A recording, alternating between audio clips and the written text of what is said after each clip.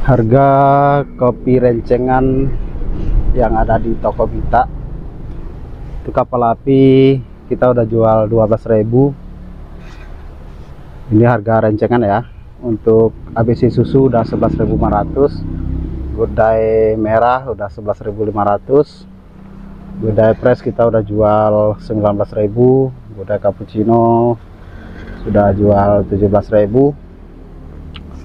Terus kopi luwak udah jual 11.500, Indo Cafe sudah jual 12.500. Harga rencengannya udah kita naikin udah sebulan ini ya Kak, sepertinya karena harga dusnya semakin naik. Jadi kopi-kopi sekarang yang di bawah 10.000 itu udah sepertinya nggak ada lagi ya, udah di atas 10.000 semua. Jadi udah nggak ada lagi kopi yang jual 1.000, kemungkinan besar adanya jualnya ya 1.501, kalau enggak 2.502.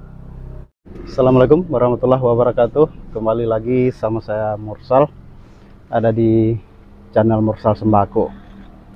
Kali ini kita mau bahas ataupun mau menjawab pertanyaan teman-teman tentang mempertahankan toko ataupun gimana caranya agar toko tidak bangkrut.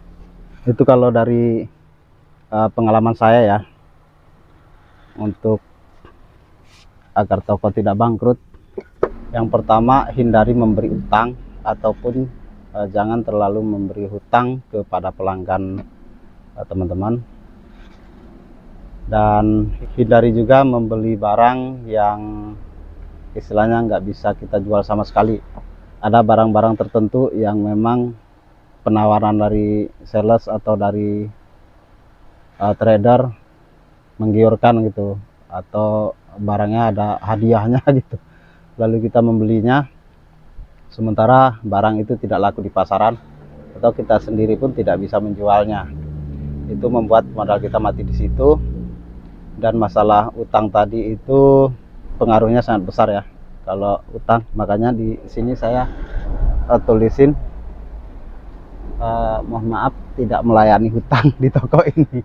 Ya sengaja saya bikin kayak gitu, agar kenapa? Agar orang terbiasa membeli secara cash. Jadi pelanggan-pelanggan kita itu membeli barang ke toko kita itu secara cash.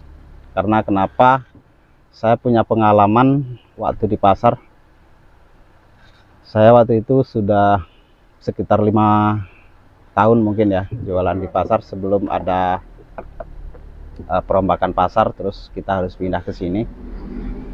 Itu di sana itu kita memberikan hutang kepada pelanggan kita karena dulu mungkin kita belum punya pengalaman. Ada yang kita kasih utang sampai puluhan juta. Ada sebagian yang bayar, ada juga yang tidak bayar. Dan kalau kita hitung-hitung, selama saya jualan 5 tahun itu mungkin sekitar 200 jutaan uang saya di luar itu nggak masuk lagi. Nah, kenapa saya masih bisa bertahan? Ya karena mungkin penggantinya ada secara tidak langsung, diganti lewat cara lain mungkin ya, kita nggak tahu. Yang jelas mengurangi keuntungan kita sebenarnya. Dan alhamdulillah waktu itu memang setiap tahun kita ada untung terus. Jadi mungkin ketutup sama itu. Tadinya itu kita memberi hutang kepada pelanggan kita itu kenapa? Kita berharap agar ada ikatan antara kita sama pelanggan kita, dan kita memberikannya. Itu tujuan kita yang utama tadinya. Dan ternyata setelah kita kasih hutang itu sekali 2 kali benar, tapi seterusnya bahkan utangnya semakin besar itu, jadi kesininya orangnya udah jarang muncul dan akhirnya tidak muncul lagi gitu. Dan hutangnya tidak terbayar.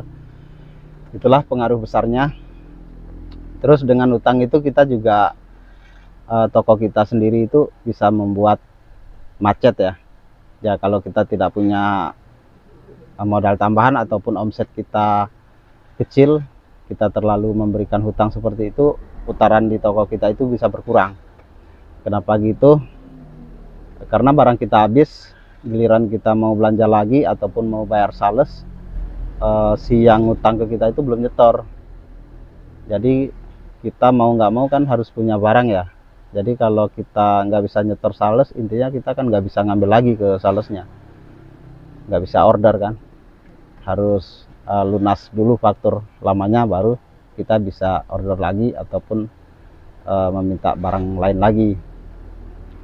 Keseringannya kayak gitu. Bahkan toko-toko yang bangkrut pun, yang tutup, itu kebanyakan kan kalau tidak dihutangin, misalnya toko tersebut nggak ngutangin, tapi riwayatnya pasti di masalah keuangan.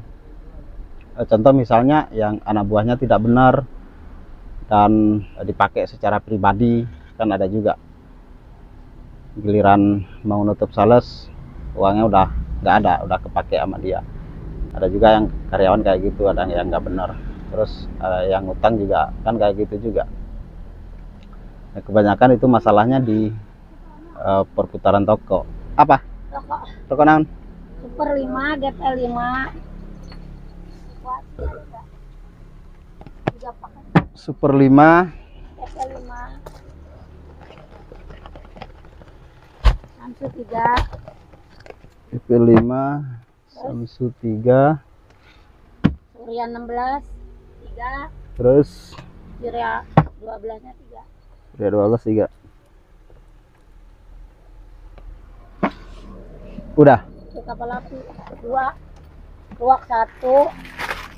Ruak 1. Surya Itu 1.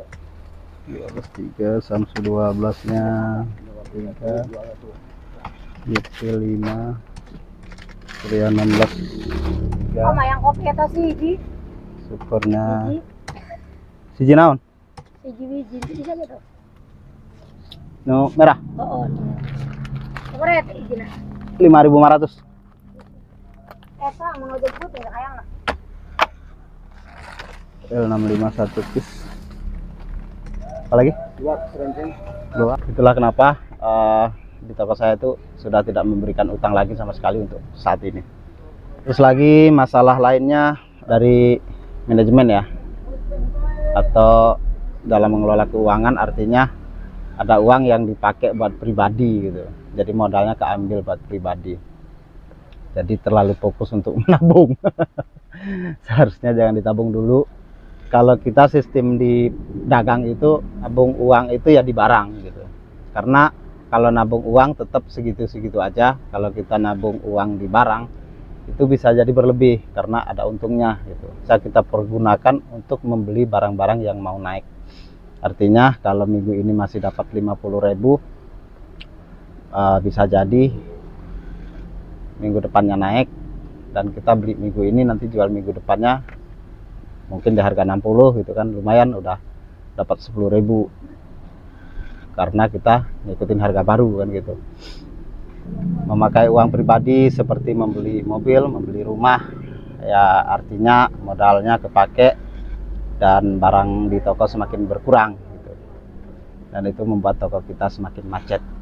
Nah, untuk itu hati-hatilah dan seriuslah dalam berjualan, jangan main-main. Dan jika barang di toko itu banyak, jangan anggap itu punya sendiri. Bisa jadi kita dapat barang itu dari sales, makanya di toko kita banyak barangnya. Kurang lebihnya begitu. Terima kasih yang sudah mendukung channel Mursa Sembako. Sampai ketemu di video selanjutnya. Assalamualaikum warahmatullahi wabarakatuh.